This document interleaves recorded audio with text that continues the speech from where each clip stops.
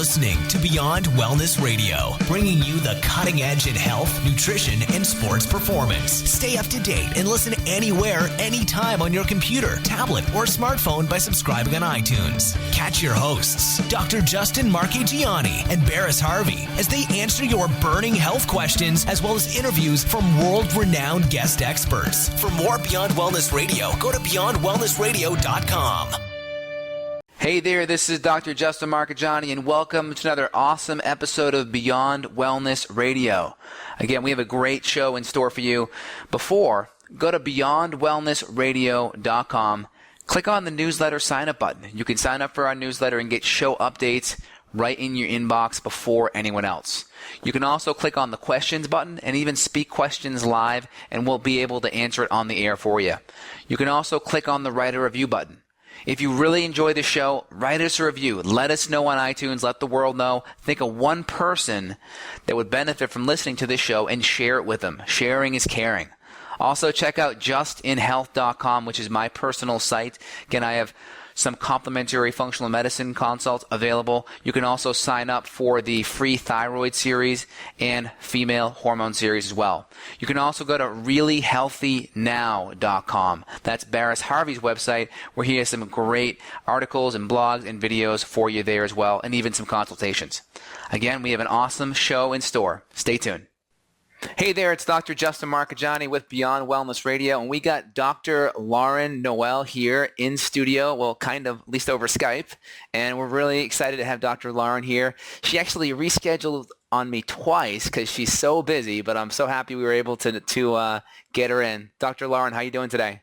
I am lovely. So excited to finally be here. Third is a charm. Yes. Thanks for having me. No problem. No problem. So tell me, what's going on with your clinic? I know we chatted a little while ago, and your clinic's been off for about, I think, a year and a half, and you're rocking it, helping lots of people. Can you tell me about how the clinic's doing? Oh, man.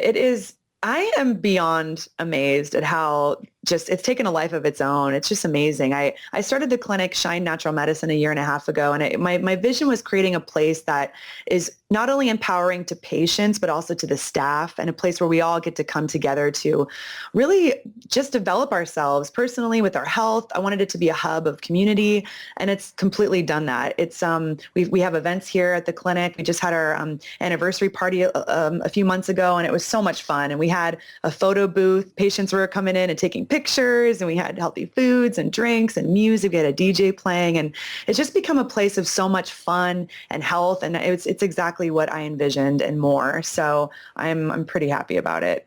That's really good. Awesome. And I see you got a new website up at shinenaturalmedicine.com. The site looks super awesome, and I see you got a newsletter on there. So you're starting to send out blogs or videos every week now? Yep. We are sending out weekly tidbits, recipes, health tips, just keeping people in the loop of what we're doing at the clinic. And we send out, fun videos, just something to inspire you and give you some good little, pearls for your health. And we like to keep it simple, but also some useful information. So yeah, it's a lot of fun. That's awesome. Really cool. Well, now that I have you on here, I really wanted to talk about female hormones, and especially the area of libido, sex drive, and fertility. So I'm just going to kind of open it up there, and why don't we touch upon fertility right now? Just some of the things that, you think need to be in place with your patients to be really fertile and have the best chance of having a healthy pregnancy.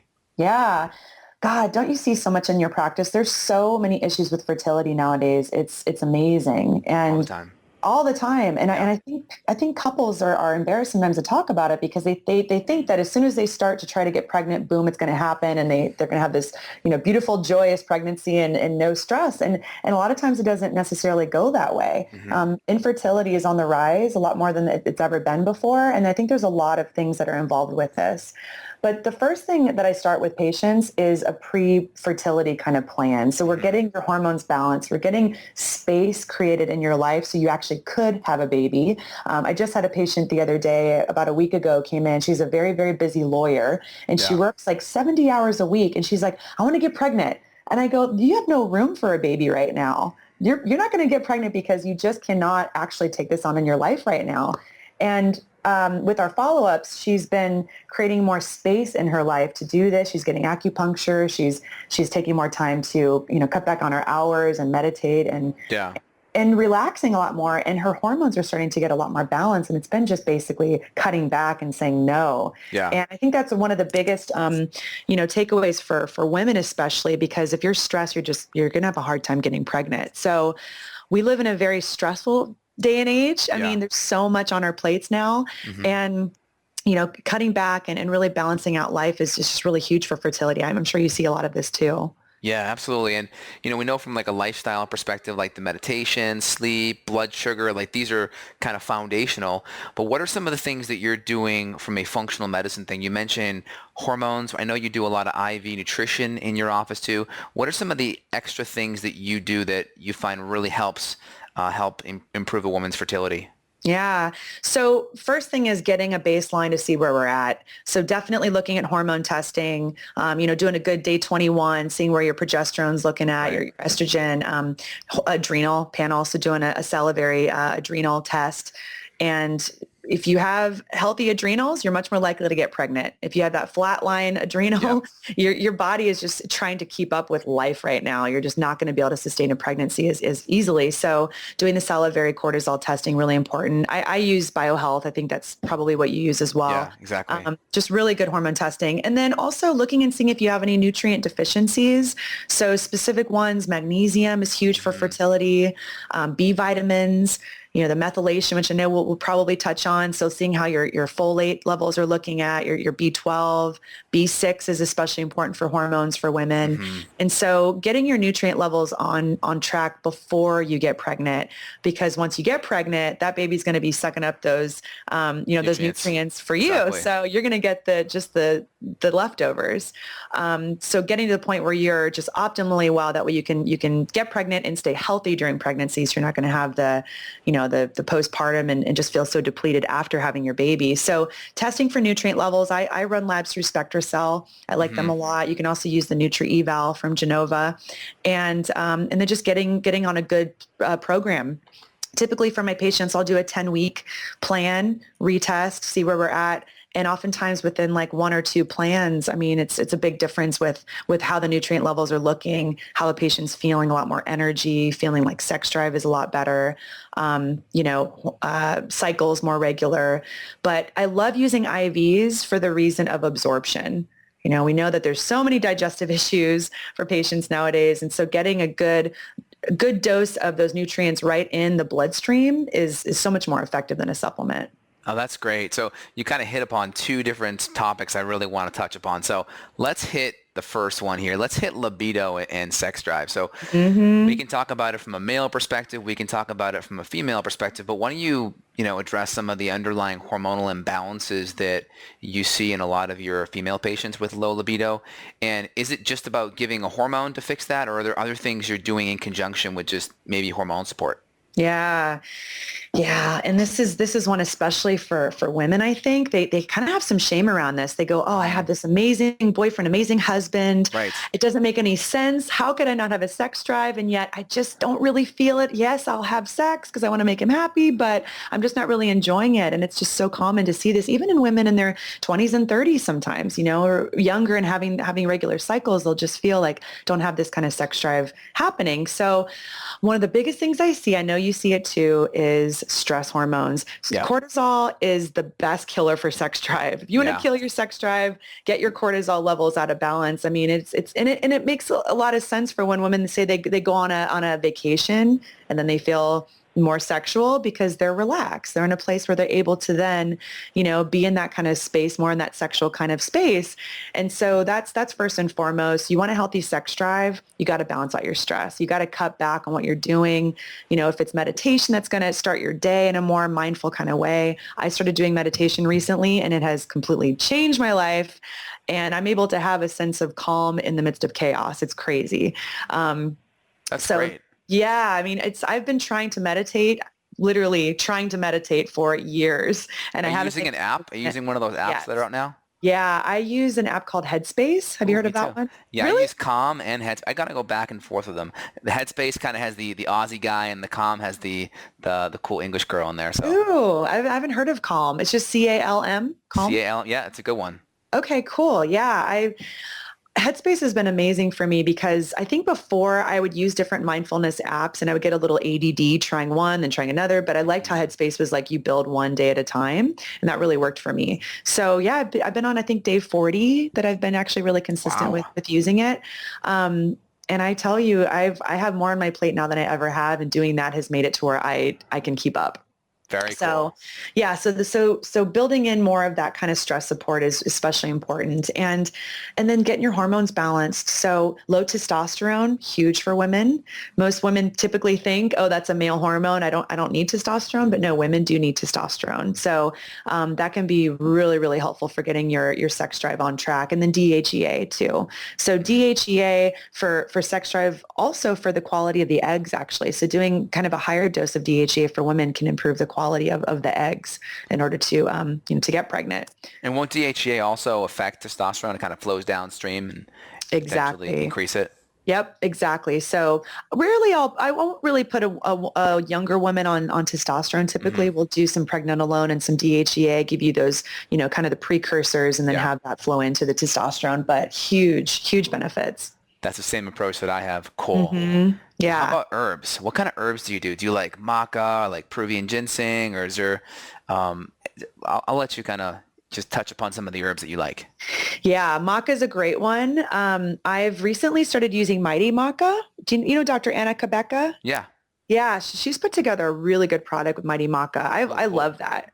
Yeah, it's a good adaptogen blend. It has some greens in it too, and then the specific kind of maca that she's used is just a very good quality. And so we start with just one scoop and ramp up to maybe 3 or 4 scoops. You can put in a little bit of water and drink that down, and that is awesome for sex drive. And I've used that also feminescence. I love using that as well, and that also for men and for women. I know that NHI has put out a good product with feminescence for women. I think the men's is called Revolution Pro, but maca is so great because it works on the HPA axis. So it works on that whole, stress kind of loop with, it's not all about, we just want to boost your testosterone, right? We want to have your brain, your adrenals, the ovaries all communicating with each other. And so maca really works on that kind of axis and in a great way to firm up those pathways. Very cool. What's your experience with horny goatweed? Have you Does she tried have that one before? I just love that it's called horny goat. I know. It's hilarious. There's a story about this. I was 22. I had like chronic fatigue. I was in college, and the naturopath slash chiropractor I was seeing recommended it to me. And I remember like, what the heck is this? And I thought I got amazing results from it from Did me you? personally. So what's been your take on it? I found the same thing actually. There was one patient who I had on it. We had to take him off because it was like too much for him. Yeah. So I don't know if you had that experience, but yes, I haven't used it as much for women. I don't know if you've used it for women, but for men, it's been really good results actually. Okay. All right. Pretty Yeah. cool. Very cool. Any other little herbal secrets you have? Let's see for sex drive. Let me think about this one. Um, um, um, Yeah, I think that's the biggest one. So the maca, the DHEA, the pregnenolone, cutting back on stress, it's the biggest one. And then just really because I work mainly with women, getting into the feminine, I think is huge. So the more that a woman really works in her masculine and trying to be just that forceful kind of masculine nature, I think that's a big killer for sex drive too. So getting more into your feminine, getting more into your body, whether that's, using more dancing or, belly dancing. I actually have one of our new doctors in the clinic. She's a professional belly dancer. She actually Wow. leads workshops on that. So, and she's very vibrant and has this very like sexy kind of nature, and it's inspiring. So I think for a woman, like really getting into your body, and one thing I say is dance naked to music every day. Pick There you one go. song and dance naked to it every single day, and you'll get used to being in your body a lot more. Because I think we have a lot of body issues. We see a lot of images of how a woman should look, and that's a big killer for sex drive too, because you see yourself in the mirror and you go, I don't match up. I'm not pretty. I'm not sexy. And that's just such BS. Get into your body and really own that feminine power. Very cool. And especially talking about fertility, a lot of the women that have these, super skinny body types, a lot of them, they may not even be fertile because their body fat is so low. Can you touch Yes. upon low body fat and fertility as I'm well? so glad you said that. Eat fat. Yeah. Huge. I kind of, it's like for me, that's such a no-brainer. I almost forget to mention it sometimes. Low-fat diets, that will give you a low sex drive because you're not going to be making the hormones that you need. So the building block for your hormones is cholesterol. I'm sure your listeners know this, but it's like if you think of Legos, that big main Lego piece is cholesterol. And then you add one little piece onto it, you get, progesterone or estrogen, testosterone. It's all with that main piece of cholesterol. So you want to have those good, healthy fats in your diet. If you're eating some chicken, eat the skin. If you're having some red meat, you eat the fat. Have butter, have coconut oil, ghee. I mean, all these kinds of fats are so incredibly helpful. And I got to say from experience, back in the day when I was a vegetarian, my hormones were crazy. My cycles were, I was having a period every 2 months. Oh, wow. And now my cycles are right on track. At 34, my cycles are more regular than when I was 24. So nutrition is really fundamental for fertility, and fats is really where it's at. Well, that's really cool. I never knew you were a vegetarian. That's the first time I heard that. I think all of us at some point were, but were you a vegetarian, Evan? You know what? I was on this super low fat kick for a while thinking fat was bad. Right. And that screwed me up. And I was super gluten sensitive because I have an autoimmune condition. So I was eating I remember being in my exercise science class freshman year in college, and they gave us this NutriCalculator, and they would basically give us these assignments to track all of our food. And I remember coming in so proud to the professor being like, look, I ate 12 servings of grains yesterday. And I was so proud. And everyone's high-fiving me. And I'm like, yeah, 65% of my carbs were grains. This is perfect.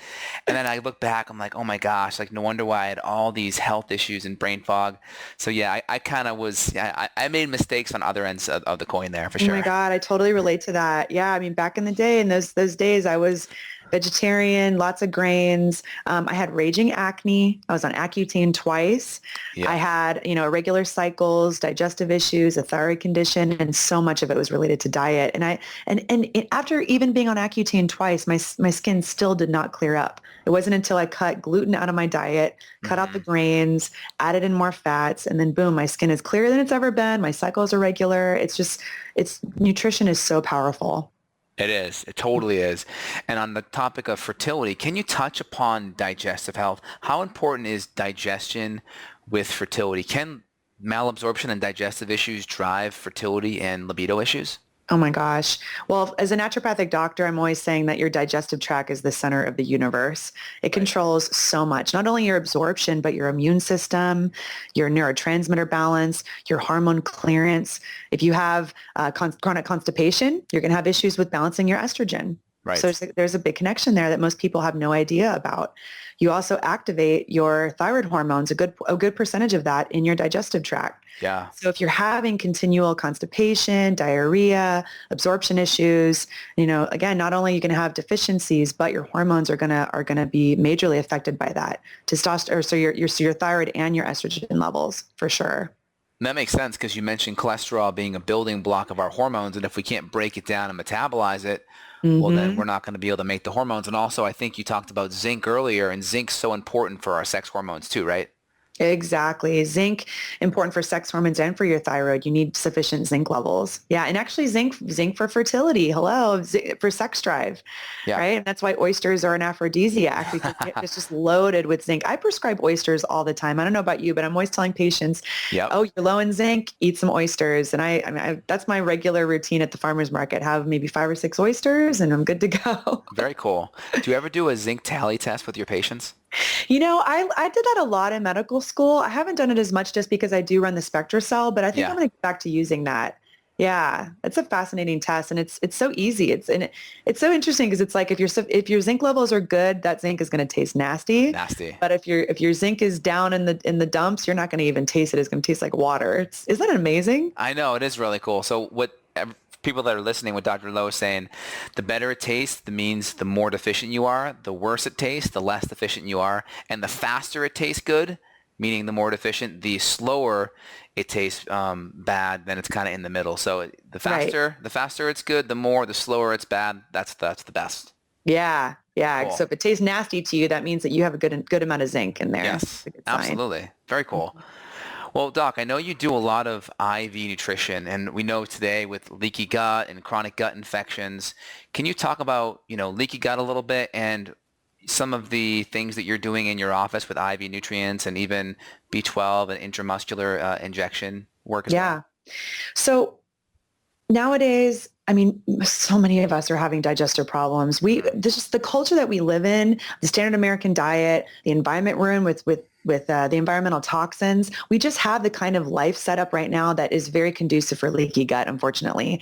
Antibiotics, medications, birth control pills, all of these we know can really set up the digestive tract to have inflammation and permeability. So I think especially kind of in the paleo sphere, we hear leaky gut so much and it's almost like this buzz term. And I think sometimes people kind of roll their eyes at it thinking it's not a real thing, but it is super real. And now finally conventional doctors are coming on board and actually seeing it as something that's legit and medically sound. So finally the gastroenterology journals are now being, the information from that is translating over into more of the conventional medical realm, which is great. Not fast enough, but it's starting to happen. So leaky gut is really huge. And like I said before, leaky gut contributes to everything else. Nutrient deficiencies. If you have leaky gut, you're going to have some nutrient deficiencies. Yeah. And if you have leaky gut, you're also going to be more likely to have issues with low enzymes, low stomach acid, dysbiosis of your gut, so imbalance in the flora. And this also contributes to things like parasites, candida, infections in the gut, which then kind of worsens. It's sort of this whole cycle because you get these infections and then it's like it feeds back into damaging the digestive tract even more. So the benefit of injectable nutrition is it completely bypasses the gut. We don't have to worry about, are you going to get this supplement absorbed? Are you going to get the benefits of changing your diet absorbed? So going right into the bloodstream, it's 100% absorption. So we use both intramuscular shots and also IV nutrition. And we decide to go one or the other based on the patient, based on the condition, based on cost. It's cost-wise, but I love using it for patients, especially with like inflammatory bowel disease. So ulcerative colitis, Crohn's disease, celiac. It just really is especially good for those kind of situations, autoimmune disease. I'm such a believer and using, I've done IVs in about 5,000 patients now. Whoa. So I've been able to see what works, what doesn't work. And for those specific patients, it can be pretty miraculous. Yeah, I remember seeing you back in the fall at the Bulletproof conference, and you were lines of people you were doing IVs on back then. Well, that was a perfect crowd for that because whatever Dave says to do, they're like, yes, sign me up. Yes. And we said, okay, do you want to bulletproof it? Which means you want to add glutathione. They're like, yes, whatever you want, we're going to do it. And so, it was a very captive audience. But I think we did I don't know, maybe 50 or 100 IVs. And I think it was 2 or 3 days we were there. That's so cool. It was a lot, yeah. Very cool. So can you talk about why you would do an intramuscular injection over an IV and what the benefit is? Yeah. For one or the other? Most things we can put in an IV. There are a couple things not so good in an IV, like something that's fat soluble, so like vitamin A, for example, tends to be a little bit better to do in a shot. You don't really want fat droplets in your IV. Doesn't really absorb as well. Also, vitamin D is one we don't typically do in an IV. But generally speaking, in an IV, we can do magnesium, which is very important for female hormones. We do zinc. We've talked about that. Selenium, we can throw in there too. All the B vitamins, so B1 through 12, trace minerals, calcium, vitamin C, and then we can get really specific in throwing in things like glutathione, which is hugely important for autoimmune and for anti-aging, amazing detoxification stimulator. And so the IVs, we can do a lot higher dosage in the bags, but with the shots, again, so things like vitamin A and vitamin D, you want to reserve to a shot because it's more of a fat soluble nutrient. Also, there are some things in an IV you cannot put in a shot, like vitamin C tends to hurt because it's ascorbic acid, so it doesn't really feel as good. Zinc, I've never done in a shot. I think that would probably be pretty tender. So it just depends on the comfort for the patient, the way that the delivery would go. But for most people, I usually use IVs and shots because we can get really strategic on what can go in each one. Oh, that's very cool. Yeah. Now, regarding like an IV, if I were to get an IV, is just your basic Myers cocktail good enough, or what would you recommend to the average person that's just stressed and just wants to get a nice little boost? I would probably do our toes in the sand formula. So our clinic, Shine Natural Medicine, it has kind of a beach theme. So all the different formulas have a beach name to it. So the toes in the sand is really geared towards stress relief. So I know Great you're a branding. busy guy. Thank you. You're a busy guy. You're running a clinic. You know, you're a husband. You're doing a lot with real estate. So you have a lot on your plate. So I would, for you, probably add in a little bit more magnesium and also vitamin B5. B5, dexpanthenol or pantothenic acid. Fatty acid, That's the main, B vitamin for adrenal function. I'd probably do double vitamin C for you too, because the adrenals just love the extra vitamin C. But yeah, I would do basically like a sort of a modified Myers cocktail for you and do more stress support. And then also things like L-carnitine is great for supporting, fat burning and for the muscles. And then probably extra taurine too. Taurine is a great amino acid that really works to drive the minerals into the cells. So even though we're doing some good minerals, helping to drive them into the cell, the taurine can be really useful for that. That's cool. So toes in the sand. What other awesome names do you have? I'm looking forward to hearing these. What are they? We have our Lifeguard formula. That's for immune. So if you're getting sick, that's an amazing formula for that. We also have the Motion of the Ocean. So that's a sex drive formula. We have our... so hold on. We have to stop on that. So what's in the sex drive formula? Is it maca and zinc, or what do you have? Yes, we have extra zinc and also extra B6 because that helps to support your estrogen levels. So yeah. And then for the, we have the, Motion of the Ocean, Clear Waters. That's our detox formula. So we do extra glutathione with that. We can also add in molybdenum. So that's an important mineral for detox. And then going off the top of my head, we have what was the other one? We had Toes in the Sand, Motion of the Ocean. Clear Waters. Clear Waters. And there's one for energy. Seize the Day. So SEAS, so Seize the Day. So that one is a lot more for energy. So that definitely has extra B5, and then we have some homeopathics that we can add in for that too. Very cool. Well, whoever's doing your branding is doing a really good job. You're talking to her. Oh, awesome. Very cool. Thank you. And do you still have your little bus thing where you kind of drive around and give the happy hour shots? That was at my previous practice. We're not doing that right now, but and the IV therapy laws have been taking some changes. So I don't know if we'll be able to do that. I know it's unfortunate, but if we can get around to doing that again, we definitely will. But I love doing the mobile IVs and the shots, just coming to where you are. It's so much more convenient. So yeah, we may visit that again. That is so cool. So let's talk about B12 injections. So we have lots of, stuff out there like Ben Lynch and all these different people talking about methylation and folate and B12, and should you do methyl B12, cyano B12, adenosine B12? Should we use activated folate? What's your take on that, and how are you essentially giving it via injection? Yeah, that's a really good question. I test patients for methylation defects. So I'm doing testing to see what their MTHFR potential mutations would be. And then from that point, I look and see, okay, is it important that we do methyl nutrition for them? So for people listening are familiar with this, for example, folic acid. We hear of that being super important for fertility. I know women, when they want to get pregnant, they're taking folic acid, but unfortunately, folic acid is a synthetic form of the vitamin. It's not something that your body really recognizes. So it's important to use a methylated form of that. And so in any supplement that we use out of the clinic, we're always using methylfolate. But the cool thing is that's the kind of folic acid or folate that you get in dark leafy greens. So if you're eating a really good diet, you're eating lots of dark leafies, you're already going to get that in your diet anyway. Now, when it comes to using methyl versus not methyl, like for example, B12, what I typically do, I will use methyl B12 with most people. I find in my practice, most people do best with that. Occasionally there is someone who will say, that kind of made me feel a little bit too maybe anxious, or that had me feel just a little overstimulated. If that's the case, then we'll switch to doing the hydroxycobalamin. Yeah. I'm typically not using the cyanocobalamin. It's not even something I carry because I find we don't usually need to use it. What about in your practice? What are you finding with the methyl B12 versus the cyano? I'm curious what you're using. Well, a lot of times with patients that have methylation methylation issues, we'll use the metformin where it's a B12 and a L-MTHFR or an L-MTHFR, and we'll do it sublingual. But we'll run the organic acid from time to time, and we'll see people needing adenosine B12. And then we'll use Zymogen makes a really good one. I think Ben Lynch's company, Seeking Health, has a really good adenosine B12.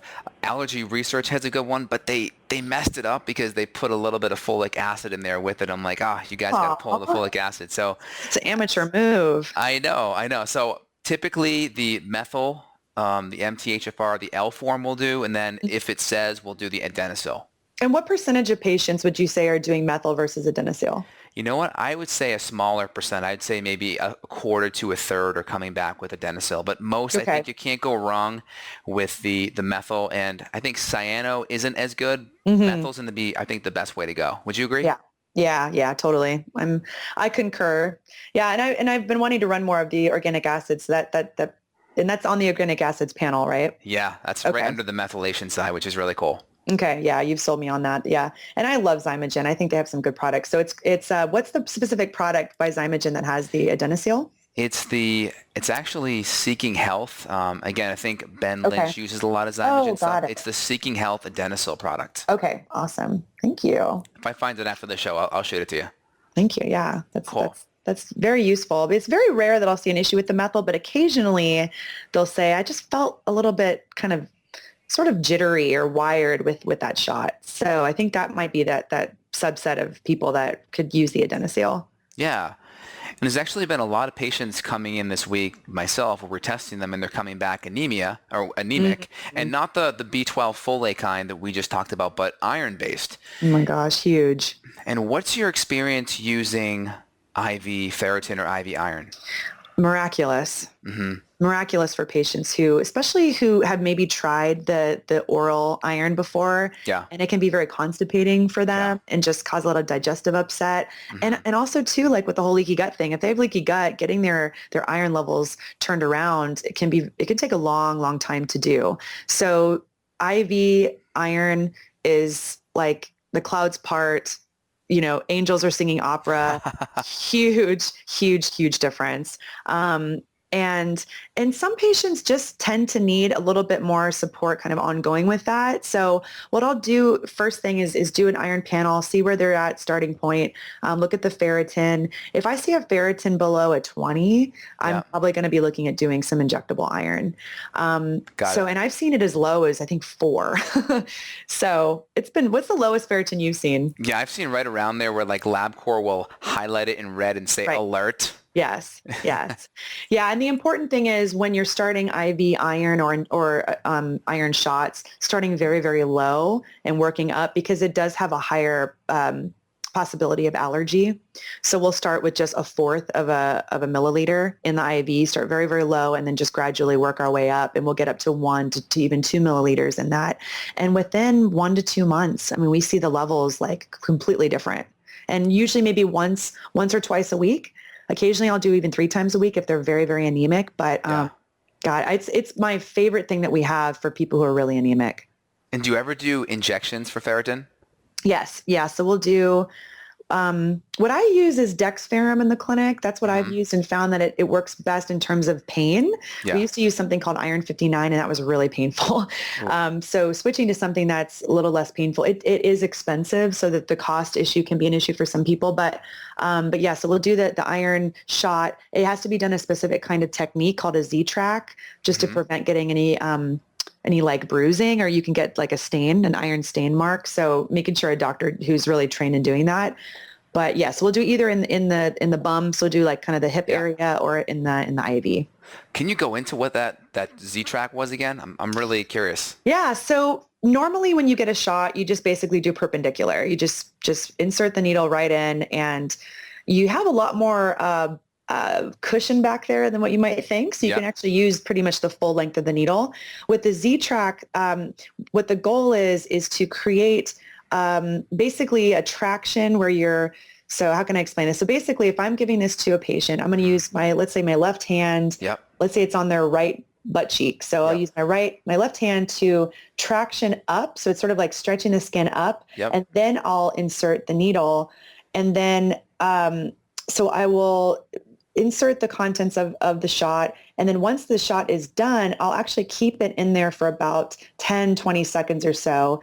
And then as I release the needle out, I let go of my left hand, so that basically what happens is it sort of like traps the contents of the shot deeper in the skin, so that when I release the hand, the skin that is now going back to its normal place, it's, how do I explain that? Am I explaining that okay? Yeah, it's like, no, that sounds good. Yeah. Yeah, so it traps the contents of the shot so that it doesn't seep back out from where it was injected from. So sometimes when you give a shot, you can have a little bit of the vitamin, kind of like you got to wipe it with a little cotton pad. So if you do the Z-Track, it's much less likely to get that. So it traps it deeper in, and so you're not going to get that staining, basically. Very cool. I know that was a very nerdy question, so I may have caught you off guard with that. It's probably easier with the video, which we do have a video to show patients, but it's something we just do on ourselves. I mean, I don't even let patients take iron shots home. Got it. For many patients, they'll take home the B12 shots. We can show them how to do it, but that one we just do in the clinic so you can get the staining. Very cool. Yeah. And I've been seeing a lot of patients come in anemic, like I just mentioned, and we have, a couple different causes, as you know. Maybe if you're vegetarian, that could be one. It could be a malabsorption from low stomach acid. It could be even just a leaky gut thing. But one of the things I'm seeing a lot, especially with my female patients that are estrogen dominant, is excessive menstruation. Yes. So when I'm interviewing my patients and I go into this area about how many tampons, how many pads are you using? How many days are you bleeding for? They're always kind of like, wait a minute, you're like a male doctor. How do you know? So it kind of like freaks them out a little bit. So now that I got a female doctor that's skilled in this area, I want to get your take on, hey, if you're going through this many tampons per day and bleeding this long, maybe it's too much. Maybe that's an early sign of estrogen dominance that could lead to anemia. Can you touch upon that? Yeah, that's a huge one. So if you're continually having a heavy period, you're obviously going to be losing a lot of blood, and with blood goes iron.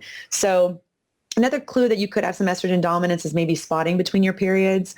Also, if you have really difficult periods like cramps, maybe breast tenderness, you just also issues with like maybe some like emotional things before your periods, you feel more weepy and just feel like a lot more kind of irritability. Those are just some potential clues that your hormones could be out of balance. So and the reason why the estrogen dominance can lead to heavier periods is because estrogen is a proliferator of tissue. So it makes the lining of the uterus become thicker. Yeah. And progesterone works sort of like, I say that the estrogen builds it up and then the progesterone kind of pats it down.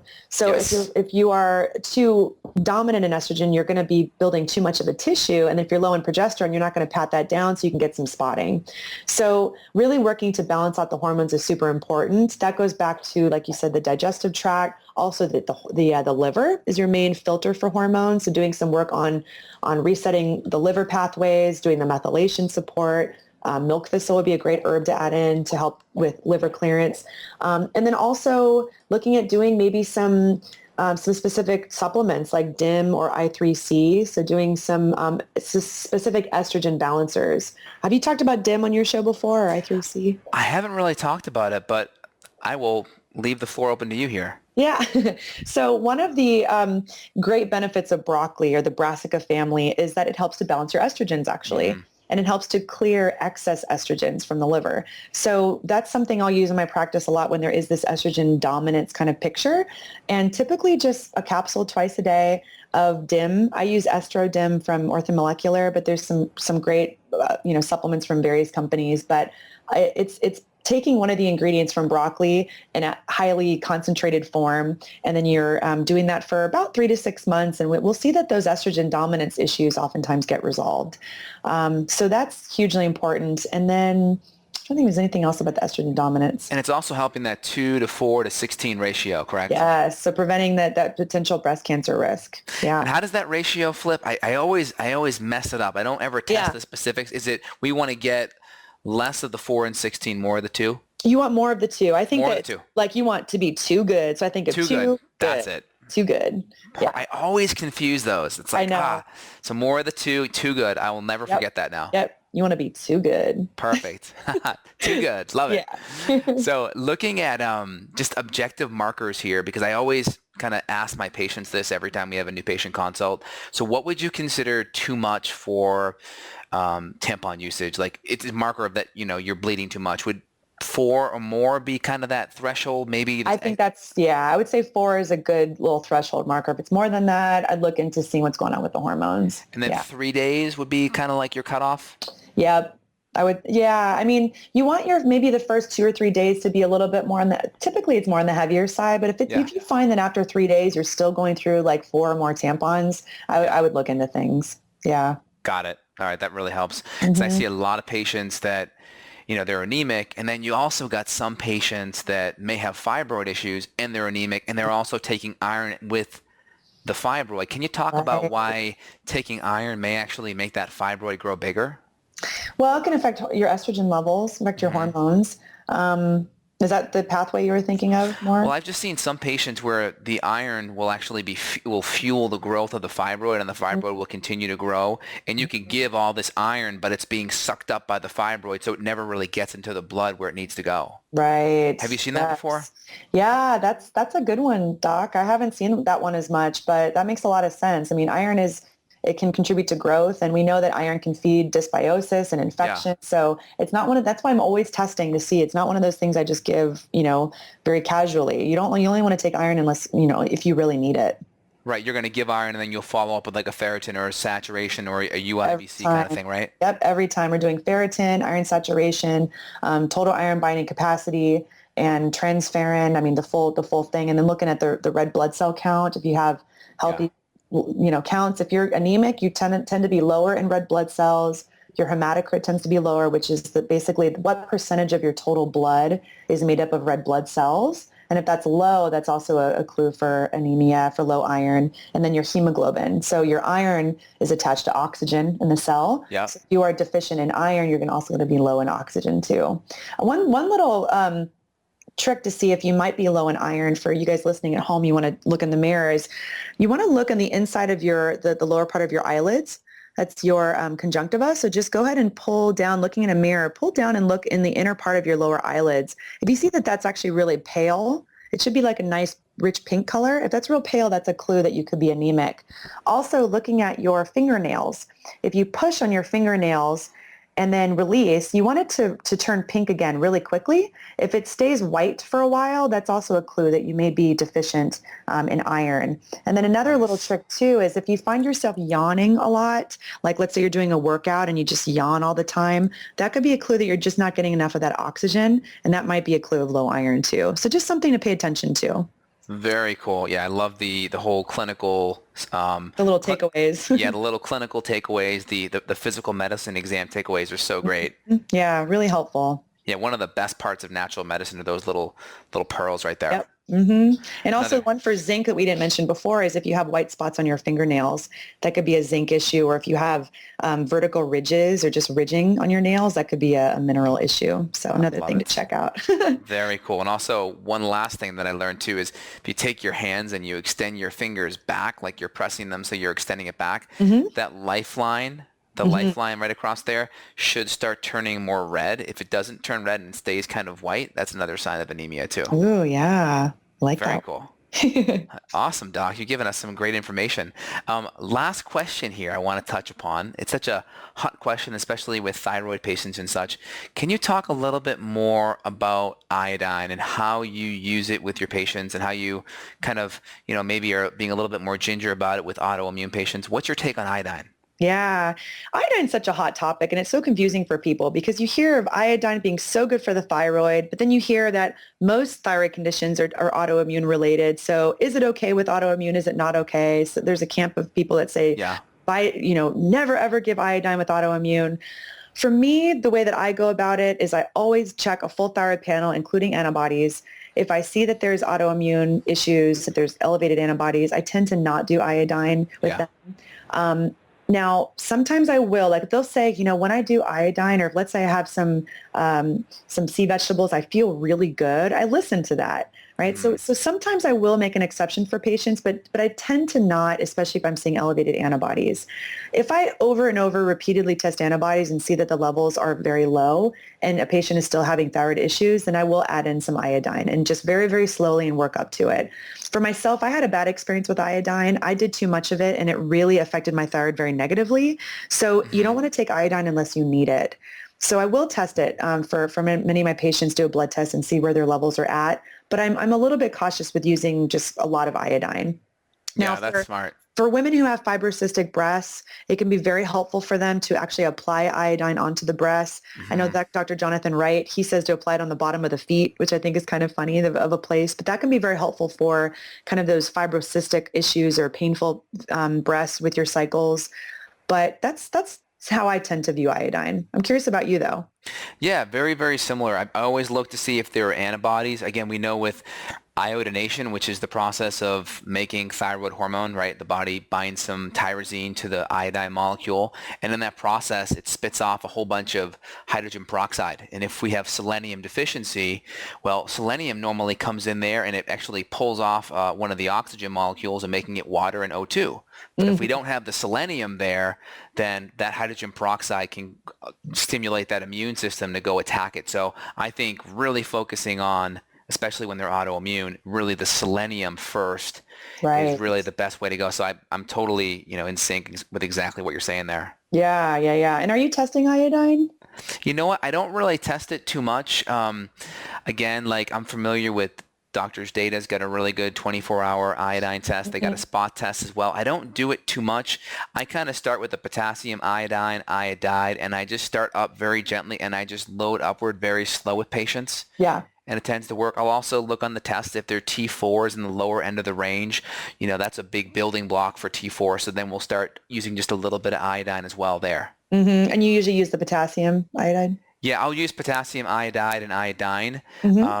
I like the new Lugol second generation because it's got the selenium and the B vitamins and the fulvic minerals and the vitamin C. Oh, cool. And I like that because the thyroid actually really wants the iodide. Yeah. But a lot of times the breast tissue really wants a lot of the iodine. So I'll give it both together because a lot of times the breast tissue will kind of take it all up and hogs it. Look at you giving pearls. I just wrote that down. Thank you. Well, I got a lot of good pearls written down for myself, so I'm super stoked. Sweet. Give and take. I love it. So, Dr. Lauren, today's interview was awesome. I want to have you back real soon. I just want you to talk about a little bit more about your clinic. I know you're seeing patients abroad via Skype and the phone, and I also know you have your happy hour special for shots and IVs, and I'm actually looking forward to coming down to Solana Beach at your new clinic and getting an IV really soon. Yeah. So I work with patients all over the country. That's the benefit of how really, if we have this radio show, we get to reach people all over the world. So it's such a cool bonus that I get to work with patients out of the state and out of the country. So I do that. About half my patients are not even in California. But for local patients, we do have the IV therapy program. Like I mentioned, we have a whole IV menu and shot menu. And on Wednesdays in the afternoons, we have our happy hour. So we call it the happy hour. Really, it's about getting patients in the door. It's kind of catchy, but then we can really do the work of doing the full naturopathic care. So we're doing that every week. Like I said, we finished our website, shinenaturalmedicine.com. But I work with patients over phone and Skype all the time. So I'd love, for anyone listening, if you just feel like you're not really jiving with your doctor, maybe it's been a while since you've looked into things or you resonate with some of the things we've talked about, I'd love to work with you and help you feel a lot better. Plus, how could you not want one of those cool shots or IVs? Those names are awesome, like the motion of the ocean. How could you not want that? They're pretty awesome. They're pretty addictive. I love them. And how about your podcast? I know you were like almost over 1 million hits and stuff. How's that going? Yeah. So Dr. Low Radio, I've been doing that for about 4 years. And I started as a hobby. It's turned into my main patient generator. It's amazing. It's sort of taken a life of its own. But so every week-ish, I do my show, and it's every week is a different topic. You can find me on iTunes, just search in the podcast directory, Dr. Low Radio. And we have had you on the show a few months back, and we definitely have to get you back on because that was an awesome show. So yeah, it's amazing. It's free content. I think we have 133 shows. It's so much information. And I have some listeners who listen to every single show, and I swear they probably know more than most doctors at this point. Yeah, you've had so many great naturopathic doctors on there. Your Dr. Sherry Tenpenny on there. That's really, really high quality show, and you do a great job hosting it too. Thanks. Takes Awesome, one to know one. Yeah, right. I know. Well, I look forward to seeing you next month at Paleo FX. Super stoked and looking forward to hearing your talk. And I love the new site. It looks so good. Thank you so much. Yeah, I'm looking forward to catching up with you and seeing you in person. Great, Dr. Lauren. I look forward to chatting with you really soon. Thanks, guys. Thanks for listening, you guys. Thanks. Take care. Gotta Got a question for Dr. J? Go to beyondwellnessradio.com/question. Then tune in to hear the answer. Also, if you like the show, review us on iTunes. For more Beyond Wellness Radio, go to beyondwellnessradio.com.